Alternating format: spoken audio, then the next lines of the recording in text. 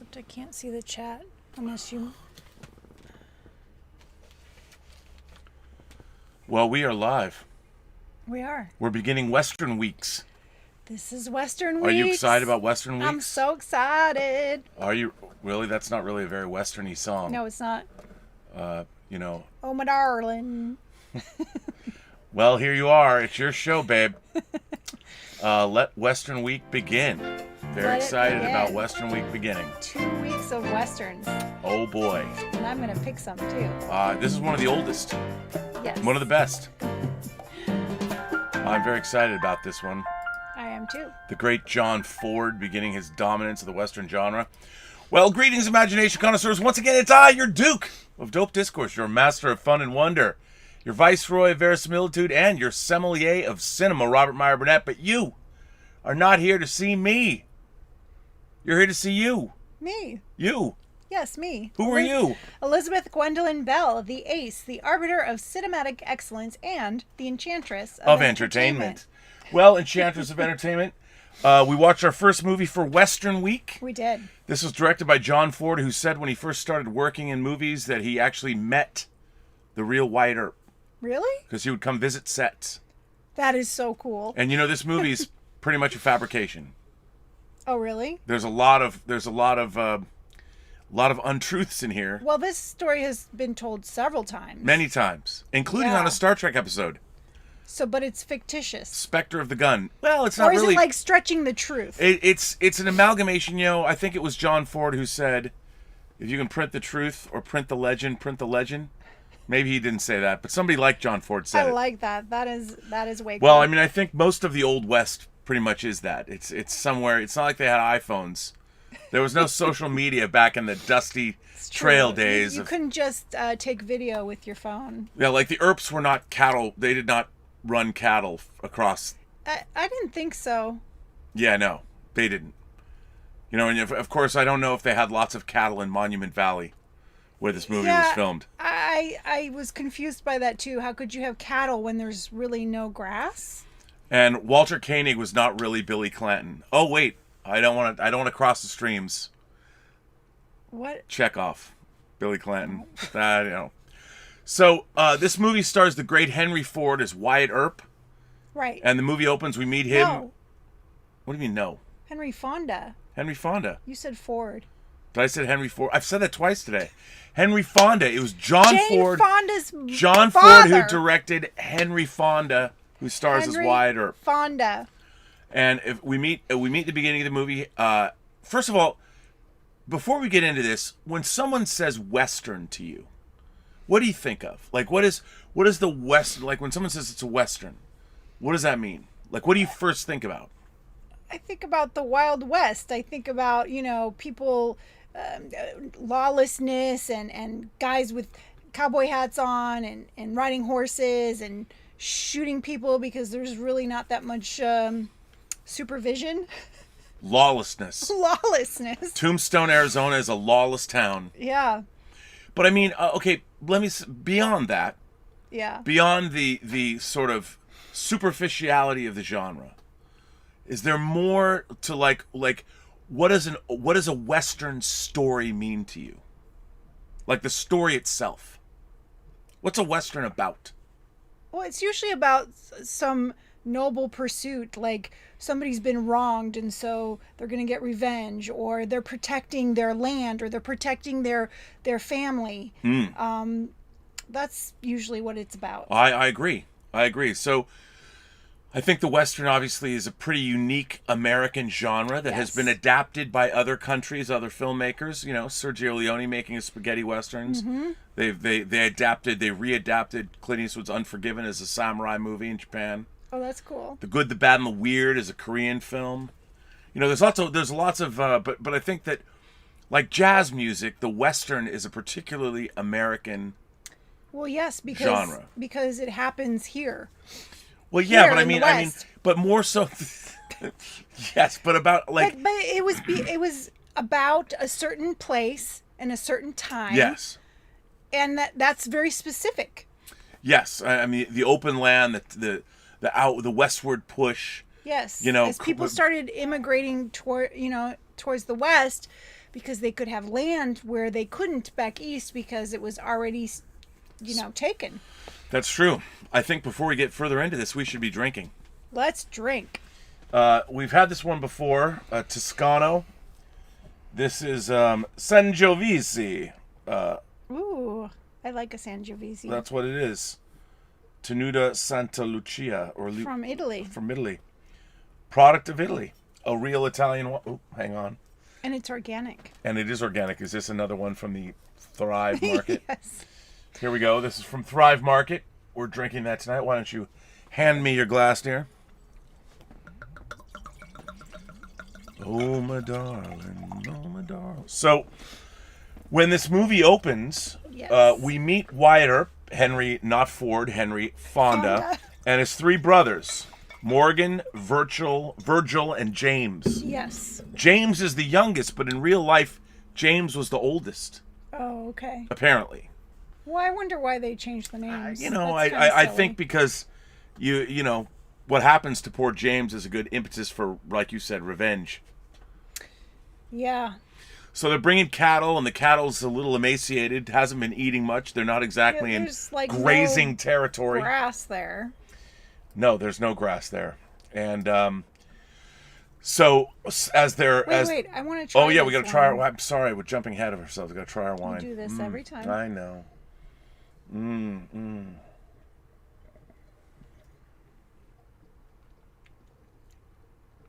Ooh. I like that. Those Europeans, go figure, they know how to make some wine. They've been doing it for a very long time. I know. So, we... Can you move that down a little bit? Oh, yes, I can move this down a little bit, sorry. Thank you. So, we meet them, and we soon meet the Clantons.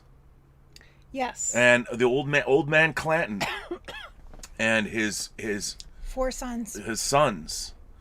And old man Clanton wants to buy this cattle.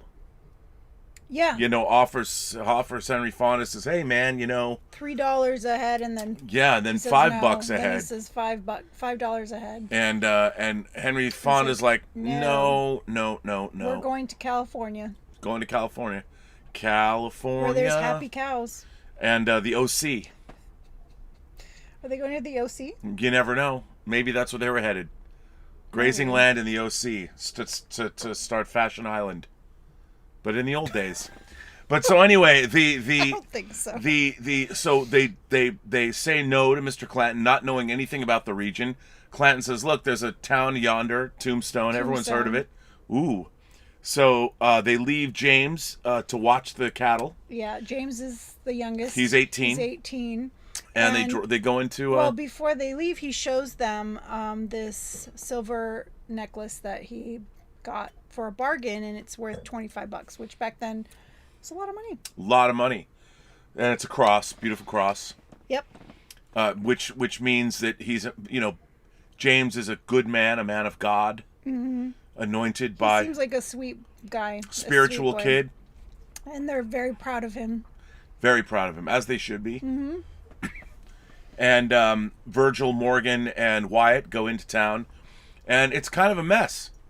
It is a party town. It's like it's a total party. What town. happens in Tombstone stays in Tombstone. Yes. They got many madams, or not many, maybe one madam, but many ladies. Yes. They've got Chihuahua, the local. Chihuahua. I don't know why she's named after a dog. Well, she's. They got gamblers and drunk actors, and it is one heck of a party town. It's the West. It is the old West, and all the Earps want to do is get a shave. Yeah. They just go to get a shave. He just wants, to get a shave, have some dinner, just chill. But it's a crazy party town. I mean, even the barber, he doesn't even know how to work his barber chair because he just got it brand new from Chicago. I just got this from Chicago. It. Yeah. So, and then as they're about to get the shave, the bullets start flying. Yeah, like he puts shaving cream on him, and then there's bullets every which way. Every way. And then Wyatt Earp is like, what's going on? What kind of stupid town is this? Yeah, I just want to get a shave, and I mean, no one gets hit, but everybody flees the establishments. Yeah, and so he goes outside to find out what's happening. Turns out it's a crazy Indian. Who got drunk. A crazy drunk Indian who's just opening fire. He's just firing because it's fun. And there's like an acting marshal. He's like a temporary marshal, but he's not going to go in and get this guy. I don't think he's temporary, but he's like, I'm not going to get that guy. No way. It's not worth what you pay me. Not doing it. He hands in his star. And Wyatt Earp just like, fine, I'll get him. He's like, oh, I'll take care of this. Crawls in through a window where women scream, ah, sorry, ladies. Of course. And he goes down and he gets that Indian, subdues him, knocks him on the head. Knocks him on the head with a rock, which he had picked up on the way in. And then drags him out. And drags him out. They're like shocked. They can't believe it. And then he tells them his name. And then they realize, they're like, oh. You are the marshal. You're Wyatt Earp, of course. Will you be our marshal? And he's like, no.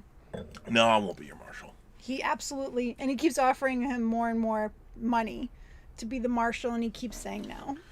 Nope. And then they go back to the camp to see their brother James in the pouring rain. And the cattle. And the cattle are gone, and the cattle have been rustled. James is dead, face down. In the mud.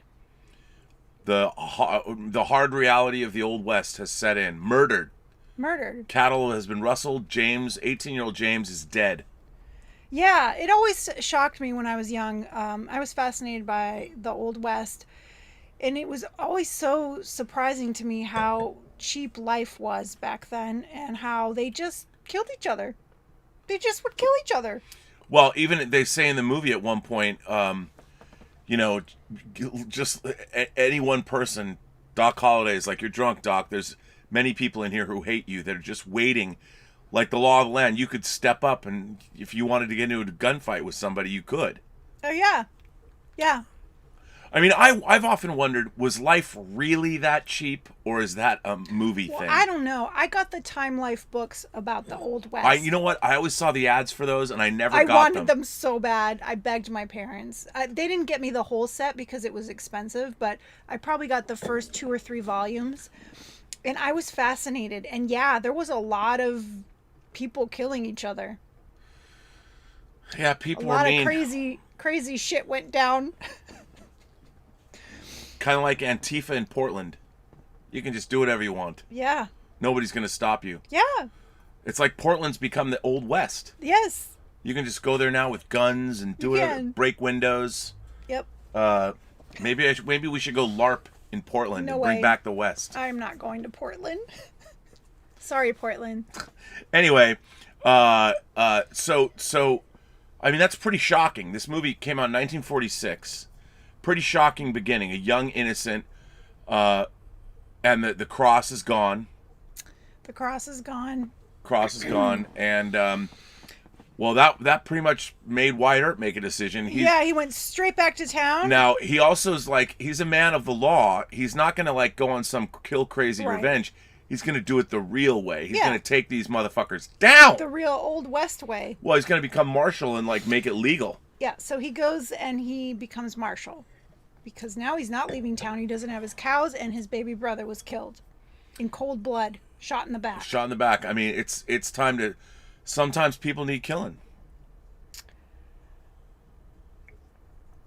But the thing is, Wyatt Earp doesn't know the law. He doesn't know the lay of the land. He knows who's the law. He's the law. Yeah. But he doesn't know the lay of the land, so he's got to figure things out. So he starts gambling in the local saloon. Gonna take the temperature of who's who, what's what. That's right. And then Chihuahua comes over and helps the degenerate gambler who runs. Yeah, she's like cheating for him. But she's got to think. He's the new marshal. She's gonna find out what she can about him. Yeah, she from the beginning doesn't like him. She's she's trying to probably gather intel for the Clantons. Yeah. And she's a lady that goes wherever her bread is going to be buttered. So she says. She mentions Doc Holliday. She says she's Doc Holliday's girl. And then when he comes back into town, that Wyatt Earp is going to be in trouble. Because what happens is she's cheating and telling the guy that Wyatt Earp is gambling with what hand he has. And he figures this out and then drags her outside and, pushes her into the water trough. Yeah, I mean, sometimes women just need that to happen to them. She was cheating. She was cheating. Yeah, but it's just another form of what women do to men every day, right?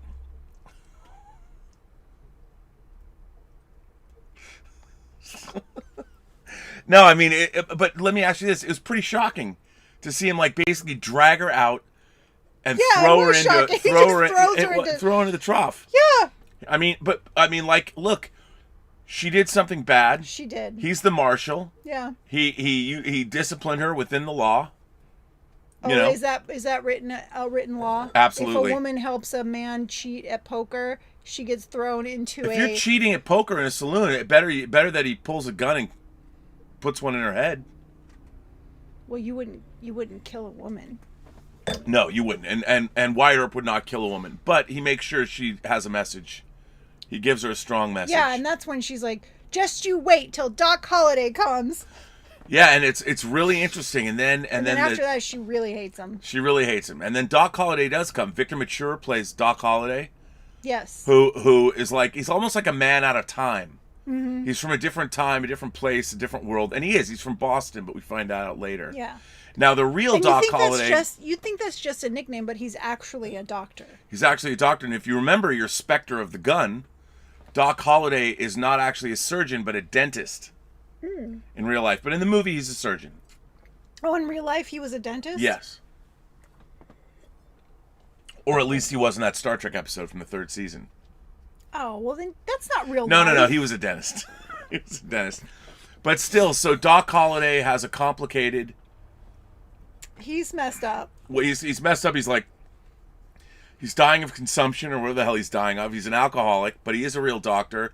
He does have the respect and fear of people in town. Yes, they're afraid of him. He doesn't put up with any shit. No. But you don't really see him do anything horribly bad. No, he does threaten Wyatt Earp when he first meets him. But they have a really, and then it's pretty great. There's a great scene when they first meet. Friends. They become friends when Doc Holliday finds out that Wyatt's got Virgil and Morgan with him. And then and word has quickly spread around town about the beef that Wyatt Earp has with the Clantons, and now he's the marshal. I mean, it is a classic Western setup. It is. Where you have kind of a... I mean, Wyatt Earp's not a loner because he has his family with him, but that family and protecting the homestead, I mean, is a thing. Like, this is my land or my cattle or my something, and his brother has been murdered. And so the audience completely, I think, part of the staple of the Western genre is, you have a hero that might be many colors of the rainbow in terms of morality and ethics, but the audience realizes that he was wronged. Yeah. He was wronged in a biblical sense, like eye for an eye, kind of Old Testament, wrath of God stuff. That's how it was in the Old West. If you kill somebody's brother, you better believe they're going to come after you. They're going to come after you. It's true. And then, and first of all, there's a lot of great lines of dialogue in this movie. I mean, this movie feels, even though it's 1946, it feels very contemporary. Yeah. Like, what I love about these films is these are adults. Yeah. These are adults with inner lives, with foibles. There's even a Shakespeare in this movie. Oh, yeah. Little Hamlet. Little Hamlet for you. There's, an actor who comes to town who isn't even allowed to perform the play he's going to perform because the Clantons have taken him and they're holding him basically hostage. Yeah. And making him recite... In a saloon. In the saloon and making him recite poetry, which is actually And they don't Hamlet. even like it because they don't get it. They don't get it. But it's... Can we make him dance? Like, they're about to shoot him so that he can dance. And so Wyatt's like, I'm going to go... I'll go get the actor. Because of the play... Actually, Doc Holliday's with him. Yeah, well, that's what I was going to say. But they go to the play. The people are going to revolt because they're upset. It's like the 4th time that the actor hasn't shown up. Mm-hmm. And so Wyatt Earp's like, nah, you know what? I know where he is. I'm going to go with him. So him and Doc Holliday show up at the bar with the Clantons. Yep. And you see the actors performing Shakespeare, performing Hamlet. Mm-hmm. And there's this great moment when he stops and Doc Holliday picks up knows his Hamlet, Yeah, knows well, his Shakespeare. Wyatt Earp is about to say, you need to come with us to the theater, and Doc Holliday is like, no, wait, I want to hear him recite this. And then when the guy stops, yes, he picks up the lines and recites. Because he knows. Because he knows he's an educated man from the East. An educated man from the East.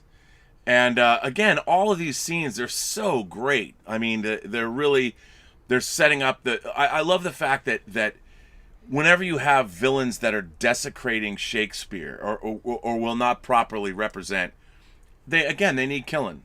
You know, the whole movie, it's like these Clanton motherfuckers are going down. And they're setting up the conflict. They're murderers. They're the cattle bad rustlers. guys. They're the bad guys. They stole the cattle and they killed the boy in cold blood. They did. And they stole his necklace. And they stole his necklace. So they're bad bubbers. Bad bubbers. They're bad bubbers. Bubbers is our word for the dogs. The dogs. We call them the bubbers. The bubbers. I had to translate because I don't think anybody would know what you mean by bubbers. It's true. Bad dogs. Are you going to bark, little doggy, or are you going to bite if you go back to Reservoir Dogs? The setup is so great, and the layers, the character, the layers of people, and the Clantons are a little one note. You know, they're a little one note, but that's okay, because the fact that Doc Holliday is not like your typical hero, he's like an anti-hero, and what people are laughing. I'm not gonna say that out loud. What? I glanced at a comment. I'm not gonna read it out loud. Well. Anyway, where were we? Well, so they rescue the actor. You know, they get him out. They rescue him and take him to the theater, and he does his show, and everybody's so happy. Yeah, and then he gets out of town quickly. Yeah, then he's out of there. Mm. And I didn't I say parting is such sweet sorrow before he said it? Yes. I did. Somebody else knows their Shakespeare. I'm constant. Look, they even bust out. I mean, if you really think about it, not to bring everything back to Star Trek, but so you got Spectre of the Gun, and in Hamlet, I think it's Doc Holliday who says the undiscovered country, which is the subtitle for Star Trek 6. Of course, none of these people ever heard Shakespeare in the original Klingonese. Oh, wow. No, but it was you can never go wrong with Hamlet. So, good stuff. And then, of course, we've got Clementine, a new character. Clementine, which is the title of the movie. My Darling Clementine. My Darling Clementine. She shows up. Now, Clementine's played by Kathy Downs, and she has a history with Doc. She loves him. Like, what I love about this movie is, like, this woman is beautiful. Wyatt Earp is completely captivated. When she rolls into town on the stagecoach, he's like, "Who are you? Like, what?" Well, she's elegant and she's educated. Oh, yeah. She's, different than the women that are there. Very different. And he's immediately smitten because Wyatt Earp is a man he's a smart guy too. He's a smart guy. He's a smart guy. So he's taken with her, doesn't know her connection to Doc Holliday, but gets her. He helps her into the hotel and helps her to her room. Yeah, miraculously, her room's right across from Doc Holliday's room. Oh, right. And she goes into his room because she's looking for Dr. John Holliday. Dr. John Holliday. And at first, Wyatt Earp is like, "What? Who? You mean Doc Holliday?" Yeah, like what other, like the other Doc Hollidays in town. I think that they thought that was a nickname and that he wasn't really a doctor. Right. Well, yes, I know. Yeah, but I mean, there's no other docs named Holliday around, so. Right. So, she goes into his room and there's a framed picture of her. And his diplomas are on the wall and his doctor bag on the table. And he's got a thing with Chihuahua too, like Doc Holliday does. He does. I mean, they got a thing going on. So immediately, this very elegant, refined woman is causing a stir in the town. A lot of gossip. Chihuahua is pissed. Chihuahua's pissed. And you don't want to piss off a Chihuahua. Yeah, no, you don't. She's not happy. But you said Chihuahua kind of looked like Elvis. She does. She's a female Elvis. She kind of is, and she's always got the guitar in her hands. Maybe, she's singing. Maybe she. Elvis is the reincarnation of Chihuahua. Yeah, could be. I think so. But there would be an overlap because he was born in the 50s, right? No, he rose to prominence in the 50s. Oh, so he was born in the... so he was... Yeah, and she was still alive. So no, that wouldn't work. But anyway, she looked like Elvis. She looked like Elvis. Which is a compliment. I think Elvis was a very handsome man. Elvis was... Well, you know what? We did True Romance. Yeah. And you know what Christian Slater said about Elvis in that movie? What? He said, I'm not gay, but if I had to fuck a guy, I'd fuck Elvis. He's prettier than most women. That's what Christian Slater said. Yeah, that's the thing. He was very handsome, but also pretty. Yeah. Masculine and feminine. Yeah. All rolled into one. And look at those hips. So anyway, that was kind of a divergence. But, so, there's all clearly what you never really know is why is Doc Holliday haunted? Like, why did he tear out across the country and find himself in Tombstone, and why is he like dying of consumption or whatever the hell he's dying of? Yeah, I think, he got sick and decided he didn't want to break Clementine's heart and came to the West. Or maybe he knew he was a degenerate drunk. That too. He didn't want to disappoint anybody. Yeah, so he left, and then... But he's smart enough, like, he kind of runs the town. He does. That's because he's smart. Yeah, I got the Clantons and Doc Holliday. There's no love lost there, but if the Clantons stay away from Doc Holliday stays away from the Clantons, it's all good, Yeah. But I mean, the whole dynamic, what I love about this movie is there is a lot of pathos in it. There's a lot of human drama, and because at first you think it's just going to be about Wyatt Earp, but it becomes almost as much about Doc Holliday and the fact that they team up. They're both... Yeah, here's the strange thing. It's named My Darling Clementine, and it's not a story about her. Well, then let me riddle me this, Batman. Why is it called that? I think because there's a song, and it's catchy, and yeah. I don't know if the song was written. It's an Old West tune. I think it's an old song. But no, it's almost like, look, I think Clementine is like what Rosebud is to Citizen Kane. Clementine represents the world that Tombstone is not. Yeah. Clementine represents order. Yeah. And sophistication and civilization. So you might be saying the movie could be retitled "My Darling Civilization," and I see that represents represents everything. I mean, I don't know the song lyrics, so maybe there's something more. The way I've always looked at it is that when she comes in, she's a representation of everything that the Old West isn't.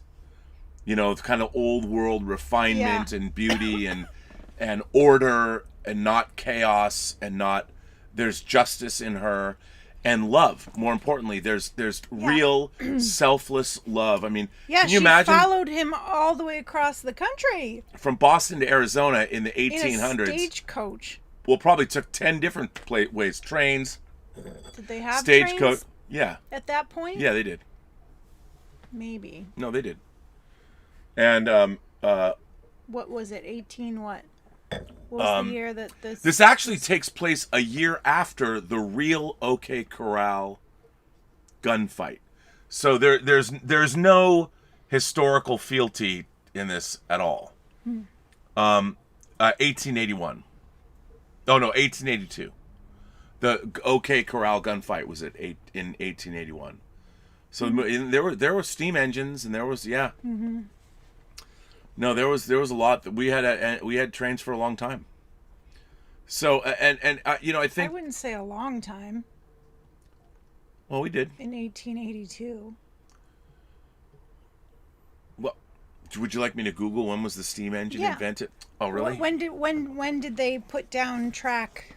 You're gonna make me. Did you ever watch Hell on Wheels? Yeah. The first 2 seasons were so good, and then they killed the main character, and it was like, what the? But it was all about how they were laying down the track for the trains.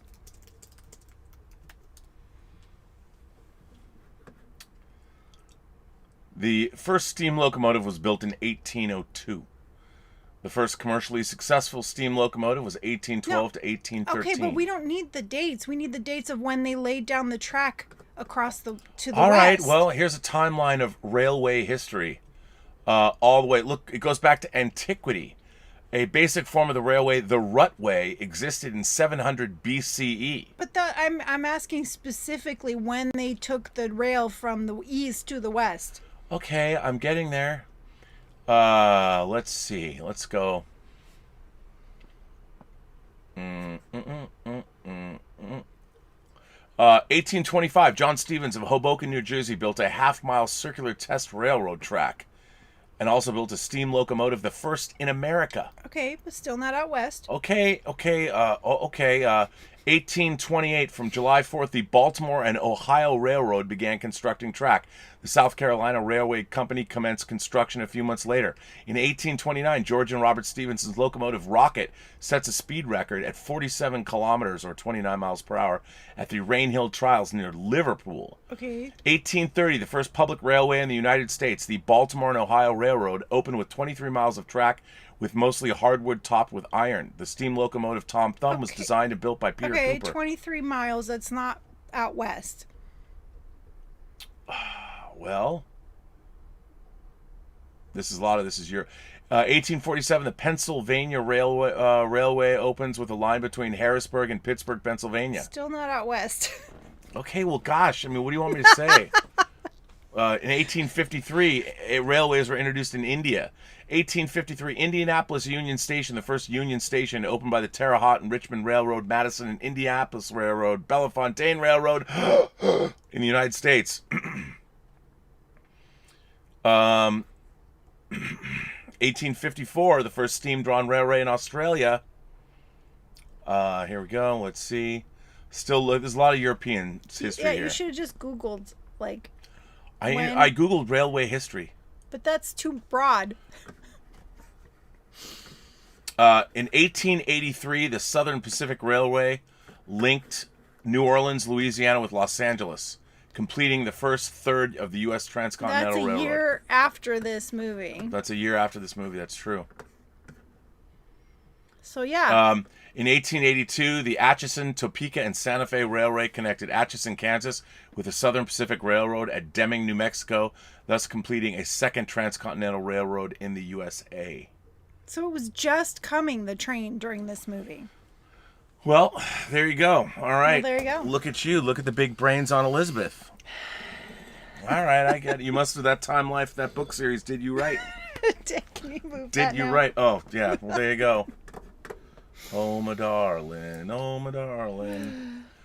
So, okay. Well, anyway, they're going out to L.A. way, so it's, So then, of course, everything starts bubbling up to a head, We find out that Billy Clanton, Chekhov, was the one who gave the silver, James's silver cross to Chihuahua.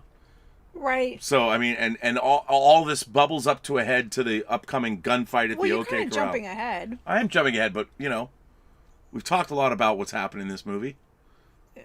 Yeah. I mean, Clementine kind of forms a relationship with Earp, and it pisses, what's his face Doc off. Holliday off. It pisses him off, and he threatens her. He's like, you better leave town tomorrow, or I'm out of here. I'm like, okay, big baby. See ya. Well, I mean, it's men are possessive of their ladies. Like, if I'm not going to have her, no one else can. So he's going to just run away? Well, he had issues. He did have issues. It's like Doc Holliday was the guy that every woman wants to save. You're so haunted by your demons, Doc Holliday. Allow me to be the nice girl and come in and save you. I love you, Doc Holliday. He's like, no. Yeah. None of that matters to me. Very unhappy and made her feel really bad. So, and also, Chihuahua is very jealous and keeps rubbing it in Clementine's face that Doc Holliday is hers. Right. And so she's willing to leave, so she gets ready to leave and go back east the next day, and she's too early for the train. And it happens to be the morning that they opened their new church. So she decides to go to church and asks Wyatt Earp to go with her. And to celebrate the opening of the church, they have a dance. They're square dancing. Did you learn square dancing? We did. In elementary school, we all learned how to square dance. I wonder if they still do that. I don't think they teach kids much in school anymore. I think my kids learned to square dance. I'll have to ask them. Do they write in cursive? Barely. Yeah. Barely. Isn't that weird? They did learn it, but it was very lightly touched on, and I was upset, so I kind of pushed them to learn how to write in cursive. That's the thing. I don't understand. Like, we learned all these things. Mm-hmm. Learning for its own sake is good. It is. And cursive it's a beautiful way to write, and I think that, you kind of lose something when you don't teach it. When people don't write anymore, they just text. I know. They tap it out. That makes me want to make my kids write me letters in cursive. That's going to go over well. I'd like to see you do that. Can I watch while you explain that you're going to make them write letters to you in cursive? Write letters to me in cursive. You can't even find a pen that works in this house. It's true. Much less. We never even have pens. Like, you're going to write in cursive? Really? Why don't you go pluck me a feather so I can have a quill to write with? Ooh, even better. There you go. I do have ink. I actually have a quill. I have these cool drawing pens from Japan. These nibs that I have on this really cool, yeah. Then I have India ink, and I used to do a lot of drawings that way. But anyway. Well, you're in art school. You probably need those things, right? Yeah. You don't want your kids to whatever they touch disappears anyway. It's true. I don't want them using my ink. It's like, don't touch what I have. Although every time they ask me, I'm like, yeah, sure, you can use that. Just bring it back. Yeah, and it never comes back and it disappears. Never see it back. We had to go to Best Buy today to get yet another charger. Oh my goodness! Don't even get me started on How many chargers disappear in this house? No. Since they've had phones when they were in grade school, they have always lost their chargers and have always taken mine. But the thing is, why don't you always have, you leave one charger plugged into your wall in your bedroom so there's always a charger? That's what I tell them. No, they would take them everywhere and just leave them and then come and take mine. And this isn't just my kids, it's that the whole generation. They just leave their chargers everywhere and then they take each other's. So even if Zoe didn't lose her charger, her friends would come over and take hers. Well, that's some bullshit right there. It is bullshit. So don't let anyone try to write cursive. That's really the lesson is no cursive. Boy, we really went off on a tangent. No, it's fine. So anyway, well, it fits, what happens to Clementine in the end of the movie. Right. She becomes an educator. She does. But and she probably taught her kids how to write in cursive. Oh, most definitely. On chalkboards. So Wyatt Earp and Clementine are beginning a relationship. Yes. I mean, he's in love with her. He even says to Doc Holliday, he talks about what an exquisite creature. Yeah, so Doc Holliday notices that she's still there, and he gets mad, and he charges off. And in the meantime, Chihuahua is looking for him and confronts Clementine and tells her to leave and starts packing her things for her. And then Wyatt Earp walks in and notices she's wearing a pretty necklace. And he snatches it off of her and asks her where she got it. And she lies and says that Doc Holliday gave it to her. So Wyatt Earp immediately jumps on a horse and chases after Doc Holliday, who's running away at this point because Clementine won't leave his town. And he chases him down and confronts him and basically accuses him of killing his brother. So they both come back to town and confront Chihuahua because Doc Holliday didn't give her the necklace. Right. So she's stuck now because she has to admit that she's been seeing another dude. Yeah, I've been seeing Billy Clanton. Yeah, their enemy. She's a harlot, this one. I mean, with a beautiful Elvis face. I mean, she's got everybody going. She does. She's getting it up from all ends, as it were. So she's about to admit who it is, and that person, Billy Clanton. Chekhov. Shoots her. Chekhov. Chekhov shoots her.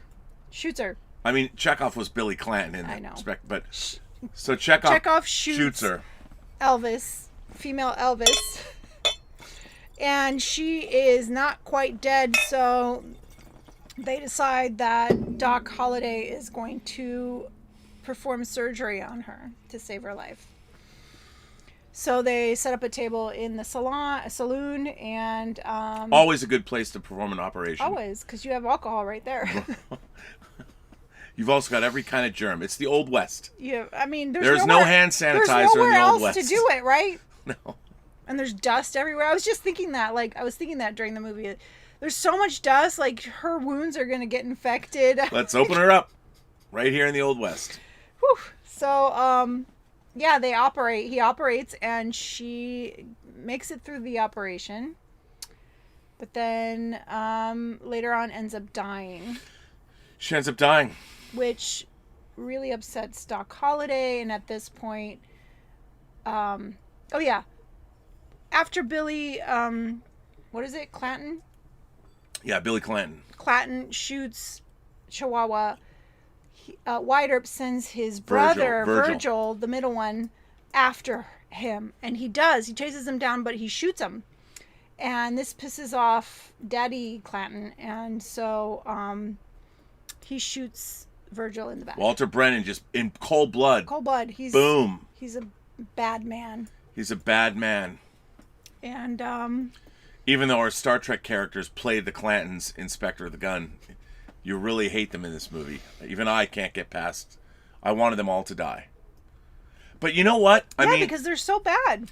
But what's interesting is they're bad in that weird, like they're one step away from a cannibal family in like the Texas Chainsaw Massacre. It's like the families they've got people, they love each other. They've got this close-knit bond. Well, it's the dad. He has raised his sons to be these very evil, and even at one point he's like, if you're going to shoot your gun, you better shoot to kill. Right. And he's like whipping them as he's saying Well, that's because Wyatt Earp, embarrassed them in the beginning of the movie. It's like, if you're going to draw your gun, you better aim to kill, or whatever he says. Yeah, no, he's like either the patriarch or the matriarch of like the Hills Have Eyes family. Yeah, he's raising these kids to be completely amoral, he's the evil Old West fucks. Sociopath. Yeah, total sociopath. And he's raising his sons to be sociopaths. There's no women in their lives except Billy Clanton has a Chihuahua. He has Chihuahua, and that's Doc Holliday's woman. And they got the madams going on, whatever. They probably are running all the whores in the town too. Yeah. They probably run prostitution and gambling. Because they're bad men. They're bad dudes. And so, well, now there's going to be a showdown, because now Billy Clanton is dead and Virgil Earp is dead, along with James Earp. I mean, now it's time. We're going to put the hurt on. Yeah. And a classic Western showdown. I mean, I don't think there's any more iconic Western showdown in the history of American legends than the gunfight at the OK Corral. Yeah. I mean, every kid knows that. Mm-hmm. And how many movies have been made besides that one Star Trek episode? Well, there's this one. There's the gunfight at the OK Corral. There's how many... Wyatt Earp, the movie Wyatt Earp. Yeah. How many movies have been made? Yeah. A lot. Isn't Young Guns about that too? Sure. Why not? No, it is. It is. So, so the fight at the OK Corral goes down, and Doc Holliday decides to join the Earps because he's pissed that now Chihuahua is dead. Yeah. And a couple of other people from the town want to join because they're sick and tired of these bad dudes. They're sick and tired of the bad dudes. So a posse is... Can you have a gun? I mean, posse is to go find somebody, I guess. They've got their... Let's call them their crew. They got their crew they're going to roll with. They're strapped with their gats. They got their 9mm in their holsters. Yeah. Actually, they're not really 9mm, but they do. Yeah. You know, they're crippin'. They be crippin'. They're going to see the Bloods. Yeah. You know, and they got their gats in their pockets, and hell is going to follow with them. Yes. And it's actually, I have to say, it's a pretty damn good gunfight. Mm-hmm. The gunfight at the end of this movie is worth the wait. It's good. Yeah.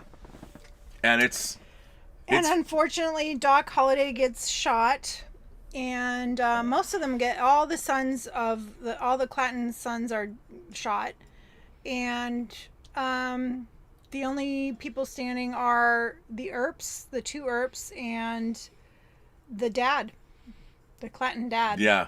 The evil dude. The father of evil. Yeah. Well, I mean, in a way, I mean, with the Christian iconography, with the cross, I mean, once the cross, has been taken, you could look, if you're in film school, you could read all kinds of craziness into this. Like, okay, Tombstone, as portrayed in this film, is purgatory, or it's hell, or it's purgatory or something. It's the crucible that all the characters must go through to be forged into the people that they're going to become, and many of them are not going to survive. So, right. And I mean, metaphorically, I think that this movie is so smart. It's so adult. It's so mature. And that's why Victor Mature plays Doc Holliday. Although his character's it's not that mature. But like, when I was watching this today, you think that a lot of old movies, we have this idea that, they're rather naive. This movie is not naive at all. Like, this film it's post-World War II. Probably a lot of the people that made this movie were involved in World War II. They came right back from the war. And I mean, I haven't read much about this movie because I watched this movie years and years ago. I own the Blu-ray, but I've never really read much about it. Mm-hmm. So I don't know what it all means, but I'm sure that there's a lot of, the fact that once the cross, the protection of that cross was taken from the Earp family, they're going into this den of iniquity. I'm sure there's all kinds of biblical allusions, not just, Shakespeare's almost biblical in terms of the Western canon of literature, but not really. I mean, when people ask me what do you think some of the most meaningful literature is, I always throw out the Bible as a piece of literature. I'm like, regardless of whether you believe or not, the Bible has informed the Western canon of great works of literature, perhaps more than anything else. So as a work of literature, the Bible there's a story for everyone in the Bible. But this definitely has some of that in there. There's some religious stuff going on, and yeah, I can see that. So, yeah. And then Earp. Morgan heads out to L.A. Well, I mean, he confronts the father, and he admits that he killed both brothers, both Earps. And so instead of killing him, he's like, no, I want you to stay alive. I want you to feel what my daddy's going to feel. Yeah. And but then as he's riding away, he turns around to shoot. And the other Earp, what's his name? Virgil shoots him and kills him. Morgan. Morgan. Yep. And then they're off to tell their dad, and on the way they see Clementine, who decides she's going to stay in Tombstone and be the teacher. And he says he's going to come back. And what I love about Clementine staying in the Old West, and they said that Clementine is an amalgamation of two different characters, one that became Wyatt Earp's wife in real life. I forget her name. But what I like about, in terms of the movie, it is by her staying, it's the taming of the West. She's bringing not law and order, but she's bringing civilization and order. Yep. So in the end, I mean, the name of the film, My Darling Clementine, this is the beginning of the pacification of this town. It's not just getting rid of the bad elements. Now you have to bring culture in, and you have to bring the taming of the shrew. You have to bring goodness. She represents the goodness that the town never had. So evolution and all that, and which Being civil. I like that. I mean, however you want to. I thought that was good. It is good. So let's see. We have a few. I think we have a letter. Okay, cool. Let's see. Do we have a letter? Do we have a letter? Yes, we do. We have a letter from Omar94. One of the most prolific letter writers of the channel. Hi, Rob and Elizabeth. I like how you do themes for your whining episodes, like you did a James Bond theme last year, then a Christmas theme in December, and now a Western theme, starting with My Darling Clementine. While I've enjoyed and gone out of my way to see movies of every genre, the one genre I've never been a fan of is the Western genre. Even as a kid, I never liked Westerns. I've tried, but I just cannot get into them. From John Ford, Sergio Leone, John Wayne, and Clint Eastwood, I've all the classic and iconic ones, but I cannot get into them. Even a movie like Unforgiven, which is a revisionist Western and won Best Picture, I cannot get into. I don't know what it is, whether it's the pacing or the tropes of a Western. I just do not know why the Western genre is the only one I cannot gravitate towards. That's just me. I'm sure others feel differently. Thanks, and live long and prosper. Well, Omar, you're not the only one. I used to think that way. You know, I think some people are just put off by the iconography of the Old West. Like it feels like because it's the Old West that there's nothing it really has to offer, that it's antiquated in some way. You know, but I think this film, and what I discovered about the genre is when you start watching Westerns and forget the fact that there's dust and horses and cowboy hats and six shooters and forget the superficiality of the milieu. Yeah. Like, get rid of that. Forget that. Like, imagine, if you will, that this movie is taking place in the modern day. You know, and you've got a dude and his brothers and their young brothers killed. Like, how many crime thrillers? Ben Affleck could have directed a movie like that in Boston. Yeah. Like The Town 2, My Brother's Dead. I mean, how many movies, whether it's a gang movie or some modern trope, I mean, so much of modern storytelling, especially in this country, is derived from classic Western tales, which are themselves... Well, I mean, I think it goes down to a basic storytelling way of like good versus evil or getting revenge. Like, that's a basic storytelling trope. Yeah, it is absolutely. And the setting though is crucial. You know, the lawless Old West, the untamed land, the possibility of whether it's the gold rush or the land rush, or you're going into a world that you yourself can make of it what you want. Right. There's nothing there. You know, yeah. it's just there's and nowhere. The idea that there's no law and that these people could do whatever they wanted and get away with it, and so that kind of creates, you know, a great space for making these elaborate stories of people being really, really bad and really good people trying to get these really, really bad people. And it's great too because like there's actual historical people that you can base these stories off of, that these kind of things actually happened. I mean, maybe not to the extent that, you know, they write these stories about, but although they did some pretty like Jesse James. I was fascinated by Jesse James. He was a really, really bad dude. Yeah. And so I think it's just, for me, it's fun. I love that it's actual historical kind of stories that are these fantastical. It's like they're real, but they're fantastical at the same time. Oh no, I completely agree with you. I mean, and they're legends, you know. Yeah. And yes, they're legends. I mean, the fact that this is biblical and it is Shakespearean and it is all of those things. Yeah. And I think that I love that about the Western genre. So Omar, you got to give it another shot, buddy. You got to try. And maybe it's a cultural thing too. I mean, it's very, very, very, Westerns are very American. That is true. That is true. Let's see where we're going here. Let's see. Let me start here. I need real glasses. I need glasses with metal frames. Well, even real glasses will get. How about glasses that have schmutzy. real glass, though? No, they don't make glasses with real glass. You know how heavy they would be? I would like that. They don't even make glasses with real glass. I would like that if they had real glasses. No, you wouldn't. I wouldn't? It would dent your face, and they're heavy. All right, let's see what you guys have to say about the old Western genre.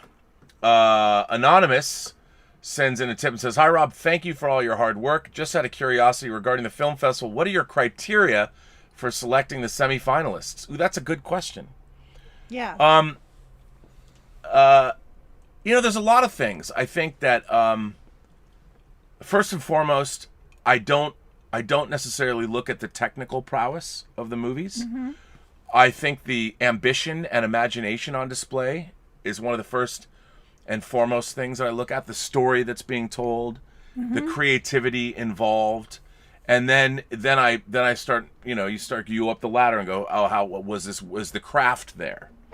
But first and foremost, I look at the conception and the idea, and then as I move up the ladder, I get more and more up into the craft and what was done. But really, because I try, like, I understand that you're going to get all kinds of people making films. Some people, like, I'll tell you something. There's a woman, she's a trans woman who made a film where the whole movie is shot from low angles, like you never see her face until the end, and she's pacing through her apartment, and she's just trying to get a date. Mm-hmm. And are we going to go out? And she's clearly got a date with a guy, and she knows the guy is uncomfortable with going out with a trans woman, and she really wants to go on this date, and it's heartbreaking, and the way it's done, and she even wrote and said, I wasn't going to make a movie, but you inspired me to make a movie. Wow. Now, she didn't go to film school or anything, but I looked at this film and I'm like, this film is really interesting, and it conveys what she was trying to say about emotion of it. Yeah, the emotion of it, and I'm like, this is a good film.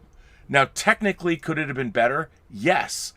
But I thought she succeeded. Like, I felt bad. Like, I had an emotional response to it. Mm-hmm, mm-hmm. And I was like, you know what? That's a good film. Now, there's going to be a lot of people that complain that technically it might not be up to snuff. But if she's never made a film before... Yeah, that's impressive. Yeah, and the fact that I had an emotional response to it, now, I didn't know I'd have an emotional response to it. That, to me, is that's something that works. Michael Rodriguez says, "Hello, Rob. Congrats on 600 shows." Well, thank you. I just wanted to keep posted that I finally watched Free Enterprise. I loved it, so I had to buy the DVD extended edition for my collection. I'm glad you got the right DVD. Loved seeing Robert Burnett taking on Hollywood love, Long and Party. Well, it's not me. It's a fictitious version of me. Okay. Come on. Okay. Justin Toner, one of our moderators, says, "Greetings, Rob and Liz. Watched this on my Criterion Blu-ray last night for the first time. Really enjoyed it. Performances from Fonda and Mature were great.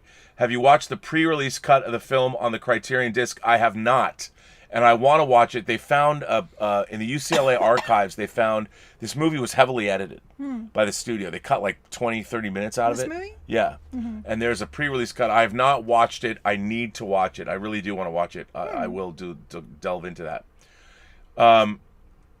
Timbula the Spider Monkey, Tim is here. "I strongly suggest people check out the History Buff's review of Tombstone if they want to get a better idea of the actual events. History is written by the winners. That much is certain." Yeah, I like Tombstone. I'd really like, again, a movie that Kurt Russell basically stepped in and directed himself. I'd love to see the director's cut of that, or the more footage.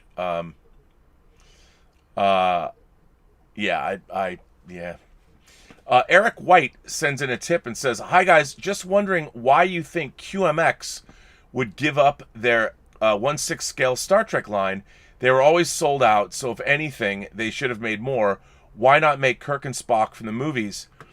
Eric, that's a really good question. It might not be so appropriate to this show right now, but since you know about action figures and since you're surrounded by them, I love the action figures. I think that a company like QMX was a niche company anyway, and I think, look, it's still expensive to make a lot of action figures, and if they don't make the right ones, I just think Star Trek is a really tricky license because it doesn't appeal to toy collectors the way Star Wars or Marvel or DC do. And from a I hate to say it, but when you put Kirk, Spock, and McCoy together, they're just standing there. They're Kirk, Spock, and McCoy solving a problem using not a lot of fisticuffs or phasers, although they can resort to that. So as an action figure property, you're not going to get like a bunch of 20-somethings to buy classic Star Trek figures. And I think in the action figure market, like anything else, when people look at, they sell 35,000 Baby Yoda toys in the first couple of weeks for $400 a piece. It's funny. There's a word Justin Kane from Justin's Collection reminded me of that I used to hear all the time. And that word is toyetic. Is this toyetic? And I think like we as action figure collectors, like somebody makes a Michael Corleone, and I've pre-ordered it from Godfather 2. I'm like, oh, I have to have that because I love Michael Corleone from Godfather 2. And as a movie fan and an action figure collector, having an action figure of Michael Corleone, I've got a Vito Corleone, is badass for me. But I don't think that most kids do not get really excited about a Michael Corleone from Godfather 2. Yeah, I tend to prefer the action figures that aren't superheroes. Not that I don't like the superhero ones, they just don't really interest me that much. No, but when I gave you the Princess Bride action figure, Wesley. Yeah. The Dread Pirate Roberts, you love that character, and he's fun to have. Like, it represents the. I love that action It's figure. a great action figure. You look at him, he's got his drink, and he's got his sword. He's on my desk. I see him every day. But you got to put his other head on. I know. I just love looking at his face. I know. Well, that's important, and that's a pretty good head sculpt. It's really good. It's a really good head sculpt. But I think that's actually a QMX figure as well. But I think that's what happened to the Star Trek license. And also, it took a long time for QMX to get their figures out. Hot Toys basically releases a figure a week. And, yeah. Roger Haynes sent in a super chat. Thank you for that, Roger. Doc Claudius, our man Claudius, is here. Bonsoir, Elizabeth et Robert. Candide and I loved the rugged individualism and frontier justice. The movie displays opportunity with desperation. As Elizabeth observed, life was cheap in the Old West. Yeah. It really was. It was. Which is shocking. It is shocking. And Justin, hang on. Claudius goes on and says, it's hard to compare murder rates, but Dodge City, Kansas had only 996 people and 11 homicides in 1880. Inglewood, California currently has 108,011 homicides in the last 12 months. Wow. So your chances seem higher in Dodge in 1880. Yeah, wow. No, there was a lawlessness because civilization wasn't there yet. Right. You had, there's a certain kind of people that went out to the Old West. Yes. And it was either opportunists or dreamers or sociopaths. Yeah. People that could thrive. Excuse me. Out there. You'd have to survive even getting there. So you'd have to be a tough person that can do that. Refined people, they're too pampered. So it was these rough people that would go out west. Yeah. No, I agree. Scotty37 sends in a super chat and says, Spectre of the Gun is 3rd season gold. Hi, Ace. Hello. The Trav sends in a tip and says, hi, Rob. Hi, Ace. Liz, you always have the most wonderful attire. Oh. Thank you for that. A refreshing contrast to Rob's casual getup and scruffy charm. That's tough to discern whether he's a madman or genius. I know. Anyway, City Scruffy Slickers charm. is a shoo-in for Western Week. City Slickers. You know what, the Trav? I think you need to go find your smile. No, I'm just kidding. No, you do. Everybody needs to find their smile. I love City Slickers, actually. But again, City Slickers is a... Like, if we're going to do Western Week, I guess... we only have... 2 weeks. 2 weeks, that means 6 movies. Was one of them. So now we only have 5 more movies, and so we have to be very... Well, we've scheduled Good, the Bad, and the Ugly. Right, so you've picked 2 more movies. And Silverado. So all we have left are 3 more movies to choose. And so it's really, really hard because there's so many Westerns. And look, I don't want this to devolve into my snobbish desire. Well, you tried to delve into the Western genre. You tried. What do you mean I tried?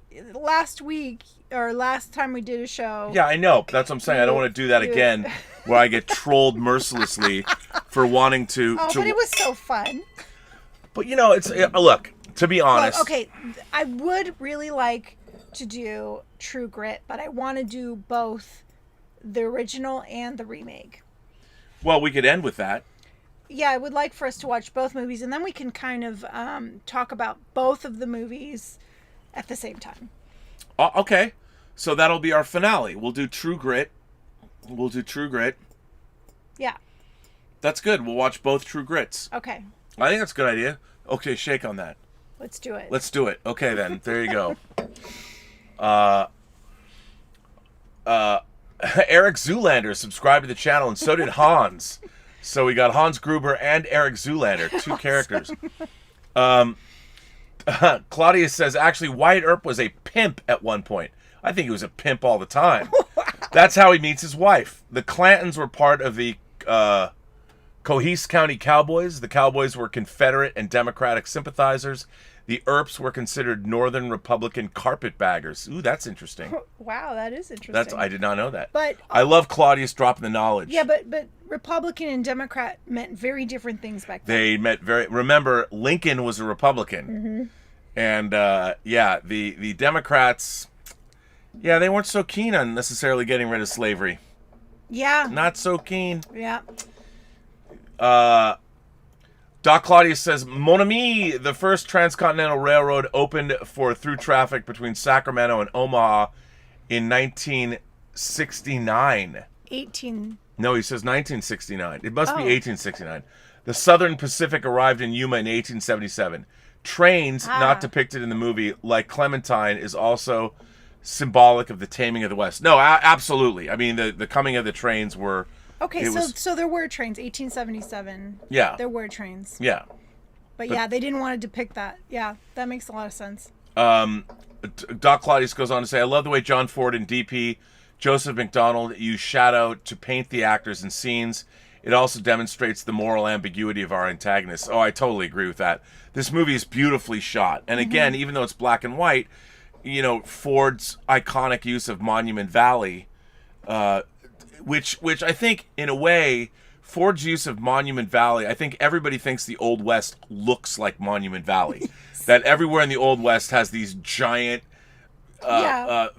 ancient rock outcroppings and sculptures. Yeah, I mean, he did such a good job of being so iconic in doing that. Yeah. I mean, it was definitely the cinematography in this movie is beautiful. Mm-hmm. Even the use of day for night is really interesting, and no, it's. I think you're right about that, Doc. Timbula the Spider Monkey says, not to start the whole Western argument over again, but Go West by the Marx Brothers is a Western. Wink, wink. I mean, we could look. I mean, look. Okay. So when we first started this show, like when I suggested, like, let's go do a show, and I said, we'll make it your show. I was snobbish. I'm like, I'm going to show you a bunch of movies that you have not seen. Like, we're going to take a trip through foreign cinema and at first, I mean... And at first, we started off doing that. Yeah, we did. But then when we did Viewers Choice Week, we did 2 weeks of Viewers Choice. That's when... Well, the only reason you do a YouTube show is if you have an audience. Exactly. And if you don't have an audience, why do... I mean, well, we learned from that, from doing the first Viewers Choice. We learned that more people would watch if it were movies that they were actually interested in. Yeah. I mean, initially, when we started this, it was you wanted to expose people to films that they might not have seen and films that I haven't seen. And so that's what it was born out of. But then it became something where we would talk about not only movies that people haven't seen, but also movies that they have seen. Right, and that's the thing. Look, one of the appeals of YouTube, I think, as a medium, I mean, if I've learned anything, is you're looking to connect with somebody. Why do people watch YouTubers, or why do people Why do people even have conversations? Because they're connecting on some level. Yeah, and because everyone loves movies, I mean, it's more fun. Like, look, there's a certain part of me that laments the fact that I talk about on Robservations all the time, that pop culture, I think, my theory is pop culture has a half-life of about 20 years. Every 20 years that go by, pop culture is diminished. You know, and everything has a long tail. Nothing will go away entirely. Yeah. But I am surprised how many people, how many film fans, how many imagination connoisseurs I know, they'll only go back to a certain... Yeah. I mean, The Empire Strikes Back is 40 years old. Mm-hmm. And how many movies in 1980, you know, are people watching? Luckily, Star Wars is a perennial. Star Wars is going to be reinvented, and people go back to it all the time. But other than that... I feel like you love the things that you grew up with. And so we were lucky that we grew up in a time where we didn't have that many choices, and so we would watch everything. Everything that was put in front of us, we would watch. And so now, though, there's so many choices that you're just going to pick the things that you want to see that you're going to watch. You're not going to watch the old stuff. You're not going to watch, you know, you're just going to watch the things that are interesting to you. Well, and other than kids, I mean, kids watch things over and over and over and over and over and over again because of home video. Right. But like, when we had to work for it, so when we saw things, they marinated in our brains a lot longer, so they left more of a lasting impression. And now, look, you and I binge a lot of stuff. How often I am a binger. We watch the series and then it's in one ear and out the other. It doesn't. It's true. It doesn't marinate in your psyche the way a lot of this. Like, I don't know. Like, we'll watch movies, random movies that you don't even know that I know every line of dialogue from, and I can just. I have to do that thing where I throw out some random line of dialogue. Like, oh, I see that you know this movie. Yeah, and I'll throw out some of the most random dialogue right before it's said. And I'll turn to you and look at you like I'm like a dog going, yeah, you're like, are you impressed? Did you notice? Are you impressed? Did you notice? And you've had to put up with this for 5 years. I was like, yeah, I get it. I find it charming, babe. Yeah, but the funny thing is what I'm really trying to do is, like, aren't my tastes very eclectic? Like, you never know.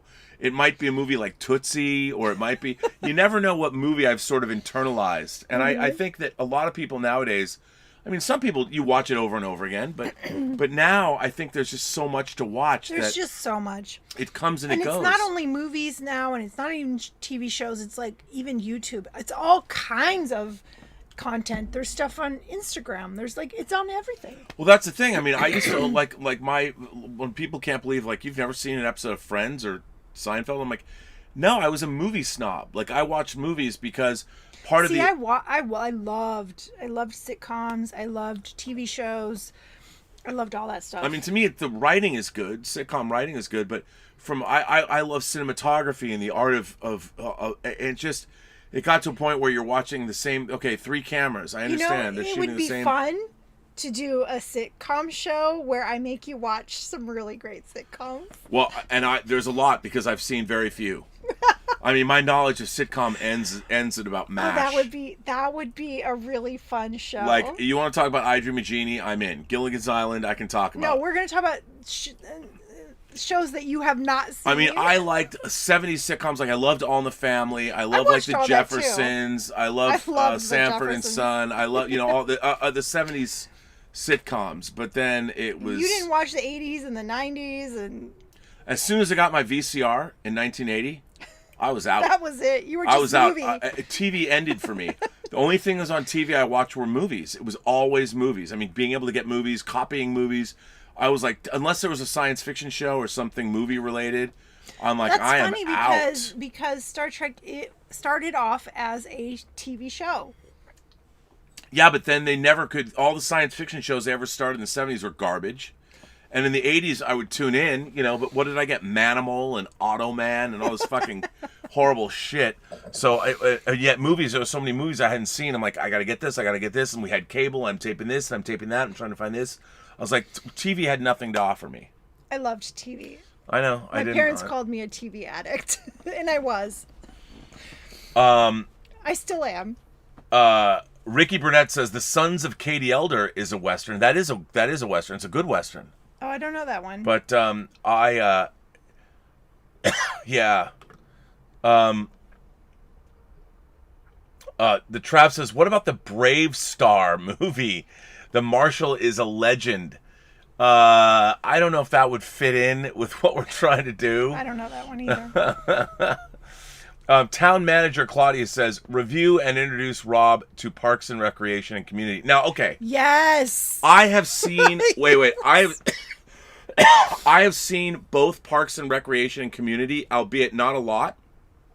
But I've seen both of those shows because of, there's other reasons I watch them. Like, there's episodes, like I watched the paintball episode of Community. Okay. You know, and there was things so I have seen those. And like, I've watched things like more modern stuff like Portlandia or like Atlanta or more, there in the last 20 years, in the 2000s, I watched more things.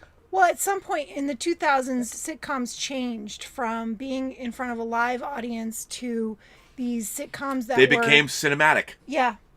That's when you started watching them. They became cinematic. They were no longer stage bound.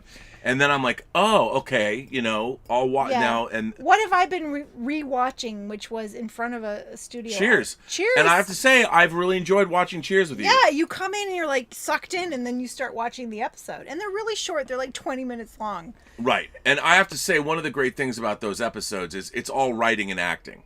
Yeah. You know, and it is very funny, and the act. I mean, I do appreciate great comedic acting.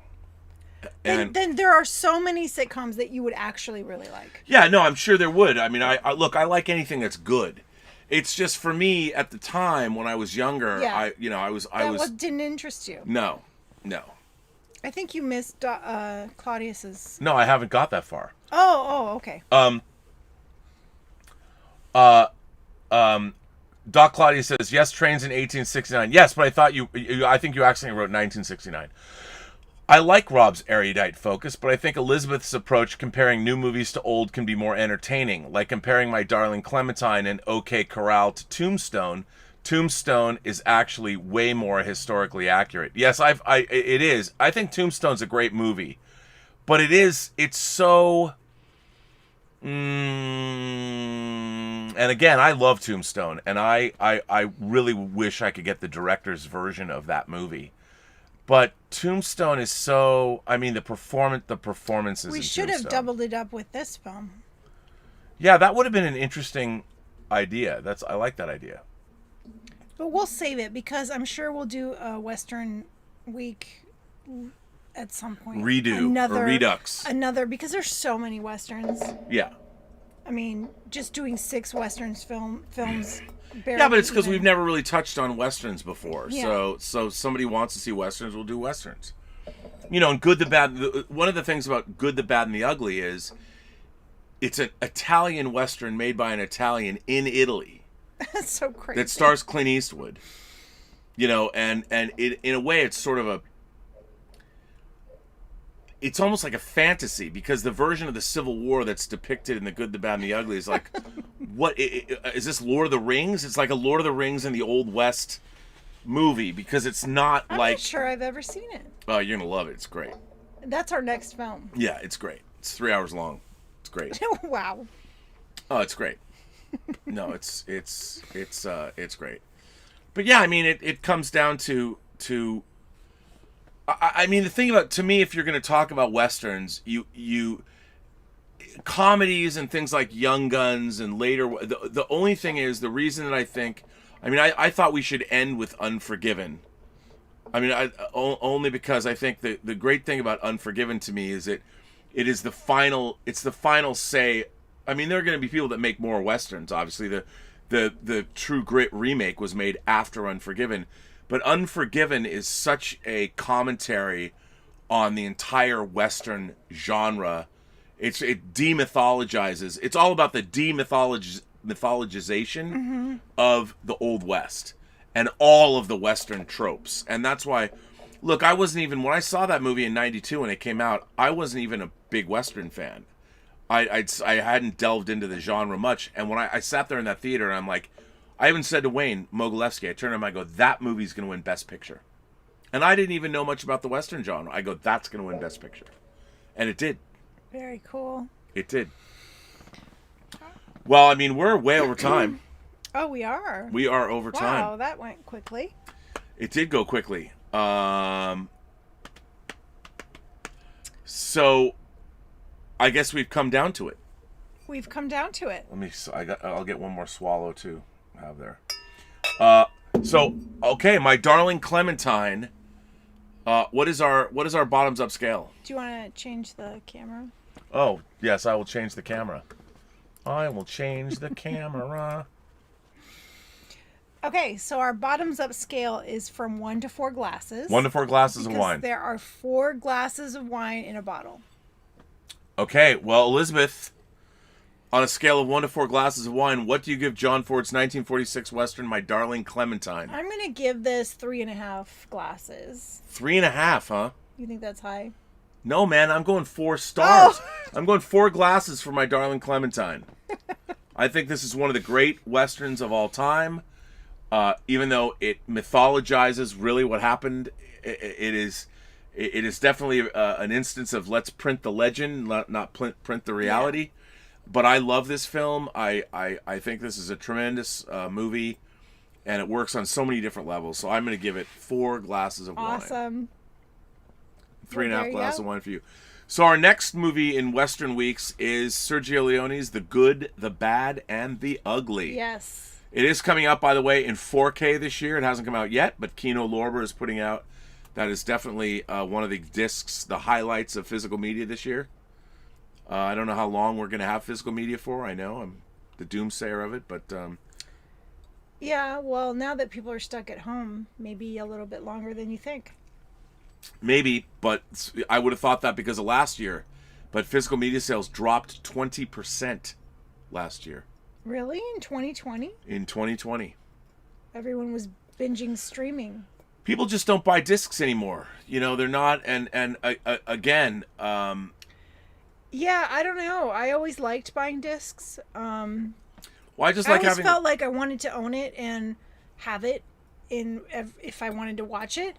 Because you never know, like, if you might not be able to stream something. Right, well, that's... I mean, like this. Arrow put out one of the first Japanese science fiction films. Warning from Space. Beautiful transfer, beautiful... It's great. Now, where could you find that streaming? I don't know. So, that's why I still collect, and it's still the best quality in home video. Yep. So, yeah. So, yep. Well, I thought this was a great show, Elysabeth. I liked the beginning of Western Weeks. Yeah. So our next movie is The Good, the Bad, and the Ugly. The Good, the Bad, and the Ugly, and that's on Friday night. And then we're doing Silverado on Sunday. Silverado on Sunday. And then we will decide on the week after. No, we got 2 more then. Well, we know that we want both True Grits. True Grits. Fill your hands, you son of a bitch. And Unforgiven you wanted, so we only have one more pick. But we can talk about it. We don't have to just pick off the top of our head. No. Maybe we should throw that last one out for viewer's choice. Ooh, yes. Ooh, yeah. Which Western would you like us to do? Yeah, let's do that. Okay, I folks. love that idea. Pay attention, Richard. Yeah, and this one we'll just do on social media. You know, we'll figure that one out. Yeah. You wherever you want to go. Pick a Western. What do you guys want us to do? One Western. One Western. Yeah, one Western that isn't one that... So we're watching Good, the Bad, and the Ugly, Silverado. And don't try to be funny. Let's, like, really do a Western. Yeah, I mean, I know people want to watch Blazing Saddles, but Blazing Saddles is as much an indictment of a number of other things using the Old West tropes. And I love Blazing Saddles. But a real Western, you know... A real Western. A bona fide... Whether it's modern or old, it's, you know... Yeah. Yeah. So, yeah. What is that going to be? We'll throw that final Western out to the crowd. Anonymous says, We are Three Amigos, and Amigos forever will be. We are not watching Three Amigos. I love that No. I love that movie. I know. But no. That was funny. So. Oh, see, people are throwing stuff out. I'm sure Richard is writing this all down. Yeah, people like Outlaw Josie Wells. Yeah, Once Upon a Time in the West would probably be another Henry Fonda movie. Once Upon a Time, if I could do, if there's one, we would. But again, even Once Upon a Time in the West is more of it's a spaghetti. You know, it's great. Yeah. It's great. Django Unchained. Thank you, Philip. Yeah, but Django. Thank you. I love that movie, and it is definitely a Western. Django Unchained is a genre pastiche. Whatever. It's a Western. And The Hateful Eight, too. The Wild Bunch, another one I would go for. That's been mentioned multiple times.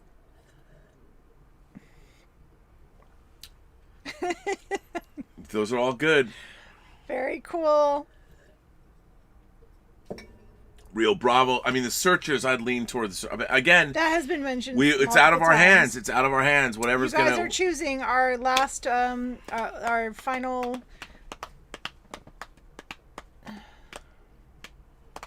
There you go. There you go. There you go. Well, what are we waiting for? I don't know. That's it. We're done with this show. That's it. Elizabeth's 114 is in down the hatch. Should we wrap it up? Let's wrap it up. I'm not on the John Campea show tomorrow. I'll be back with Robservations. The show about something. Robservations episode 602. Yeah. So there you go. And with that, take us out. Everyone you meet has a story to tell that you have yet to hear, and all you have to do is listen. And with that, we say, have a better night. Have a better night. Pick a good movie. Pick a good movie. Pick a good Western. Don't let us down. Bye.